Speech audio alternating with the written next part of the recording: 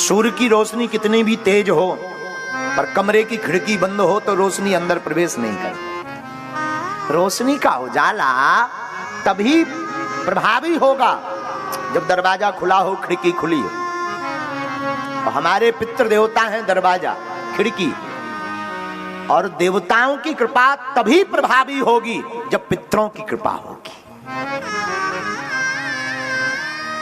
पितृदोष के अनेक कारण हैं। आचार्य बड़े बड़े महापुरुष बताते हैं, अकाल मृत्यु हो जाना, भ्रूण हत्या होना, इससे भी पितृदोष लगता है। परिवार में अकाल मृत्यु हो जाए, इससे भी दोष लगता।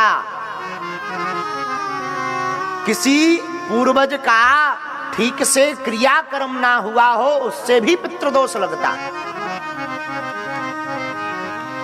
ठीक से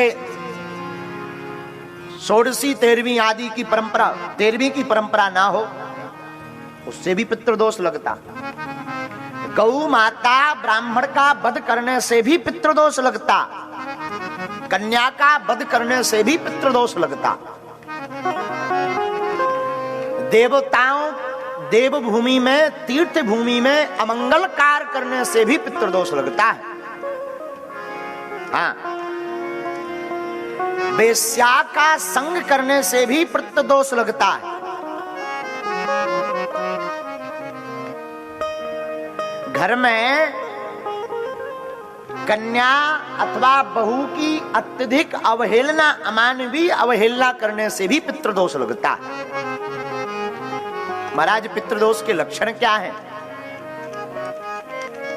विवाह ना होना, संतति में रुकावट बनना,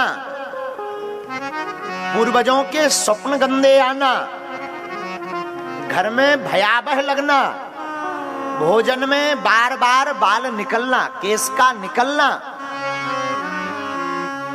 लगातार शमशान अर्थी दिखना स्वप्न में, लगातार घर में अनहोनी होते रहना, ये सब पितृदोष के कारण है। इनका निवारण क्या है? कलयुग में सबसे बढ़िया निवारण त्रिपिंडी साध, पितृ गायत्री, श्रीमद् भागवत भगवान का मूल पारायण। आप महात्मा में कथा श्रवण करेंगे तो गोकर्ण जी के भाई धुंधकारी ये पितृ प्रेत योनि में पहुंचे तो श्रीमद् भागवत कथा का पारायण जब गोकर्ण जी ने करवाया तब मुक्ति हुई। और उसने बड़ी प्यारी स्तुति की, धन्या भागवती वार्ता प्रेत पीड़ा विनाशिनी, सप्ताहो कथा धन्या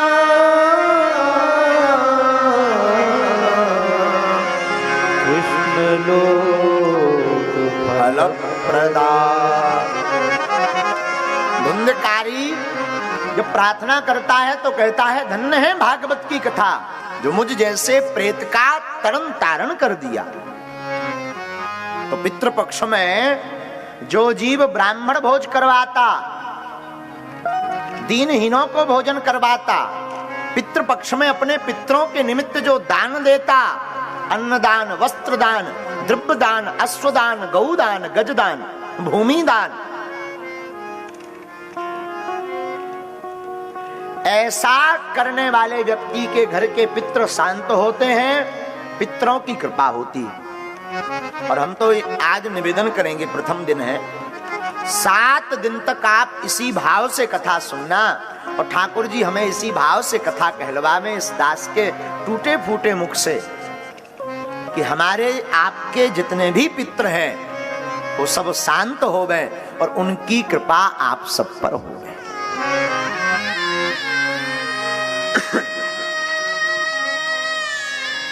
पितृपक्ष में किया हुआ प्रत्येक सत्कर्म पितरों को प्राप्त होता है और पितृपक्ष में किया हुआ प्रत्येक बुरा कर्म के भागीदार भी पितृ होते हैं। इसलिए 15 दिन बड़ी सावधानी रखो, छौर कर्म मत करो। छौर कर्म का मतलब बाल मूछ आदि पहले दिन कर लिया, जय जय सीताराम। छौर कर्म मत करो। 15 दिन तक जो यहां पर पितृपक्ष में बागेश्वर धाम से चलकर आए हैं, हम उनको निवेदन करेंगे, आप तो 7 दिन के लिए आए हैं, पर सुन लीजिए, छौर कर्म नहीं करना है, मंत्र का जाप करना है, पितरों को बार बार ध्यान करना है, मंत्र जाप करना है। ओम पितृदेवाय नमः, इस मंत्र का जाप करना है। अथवा इस मंत्र का जाप करिए, अनेक पितृ हैं, याद नहीं है, स्मरण नहीं है, तो ओम सर्व पितृ देवताभ्यो नमः, इस मंत्र का जाप करो। जो भी कार्य करो इस मंत्र का जाप करके करो। दान आदि करो तो पितरों को समर्पित करके, गंगा स्नान करो तो पितरों को समर्पित करो। आज की कथा श्रवण करो, जैसे ही कथा की आरती होवे तो सिर रखकर प्रणाम करें। जल की व्यवस्था हो तो ठीक, ना हो तो ऐसे मन ही मन हाथ जोड़ करके पितृ देवताओं को कथा का फल समर्पित कर दो। इससे पितरों को बड़ी शांति होती है।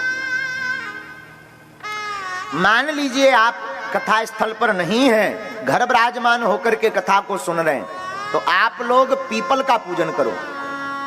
पीपल की जड़ में एक दीप प्रज्वलित करो, प्रतिदिन सफेद अथवा काला तिल समर्पित करो। और तिल का दान बड़ा महत्वपूर्ण है। तो अपने ग्राम में आचार्य को, विप्र को, भूदेव को, ब्राह्मण को अपने पितरों के निमित्त संकल्प लेकर के अन्नदान दो। कोई रसोई चल रही हो वहां भंडारा करवा दो। कहीं इकट्ठे आचार्य हो, बालाजी की बड़ी कृपा है कि जहां अनुष्ठान चल रहा है वहां 211 आचार्य हैं, 211। हम तो यही प्रार्थना करेंगे सभी आचार्यों को कि ऐसा आशीर्वाद देना, जितने भी यहाँ कथा पंडाल में विराजमान है अथवा घर पर बैठकर कथा सुन रहे, सबके पितरों की शांति हो और सब पर पितरों की कृपा हो, ऐसा आचार्य आशीर्वाद दें। आचार्यों को दान दो, मंत्र का जाप करो। ऐसा करने से पितरों की विशेष कृपा प्राप्त होती है। और भागवत तो है ही है पितरों से मुक्ति दिलाने वाली, कैसी भी बाधा हो। अगर आप बड़े सिद्धांत पूर्वक, भाव पूर्वक बैठकर, नियम पूर्वक विराजमान होकर अगर आप कथा को श्रवण करेंगे तो श्री कृष्ण लोक फलप्रदाः, भागवत में स्वयं आया है, सप्ताहोपि तथा धन्या कृष्ण लोक फलप्रदाः। श्री वेदव्यास जी कहते हैं 7 दिन की कथा श्रवण करने से भगवान श्री नंदनंदन यशोदानंदन देवकी नंदन चितचोर माखन चोर मुरली वाले कन्हैया जगन्नाथ भगवान का शरण प्राप्त होती है।